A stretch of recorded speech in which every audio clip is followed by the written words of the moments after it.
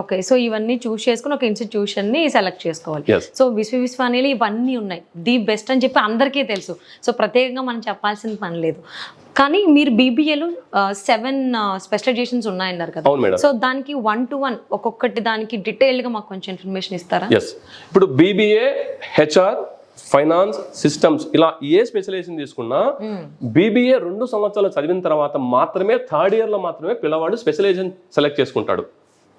ఎందుకు అంటే ఫస్ట్ 2 సంవత్సరాలు అంటుంటుంది సాలిడ్ ఫౌండేషన్ మేనేజ్మెంట్ వైపు ఉంటుంది, దాని తర్వాత స్పెషలైజేషన్ వైపు ఫౌండేషన్ వెళ్తుంది. ఓకే. అలాగే విశ్వవిద్యాలయంలో నేను ఇంతకుముందు చెప్పినట్టు ఇన్ఫోసిస్ స్ప్రింగ్ బోర్డ్ సర్టిఫికేషన్ కోర్సెస్తో పాటు Coursera, Udemy, edX, Google, NPTEL ఇలాంటి అన్ని సర్టిఫికేషన్స్ వైపు మా పిల్లల్ని మేము ట్రైన్ చేస్తాం. దాని ద్వారా ఏమవుతుంది అంటే ఉద్యోగ ఉపాధి అవకాశాలు అనేటువంటివి ఎక్కువ వచ్చేదానికి ఆస్కారం ఉంటుంది విశ్వవిద్యాలయంలో జాయిన్ అయితే. ఎందుకంటే ఆ ఓరియంటేషన్ మేము ఇక్కడ ఇస్తాం పిల్లలకి.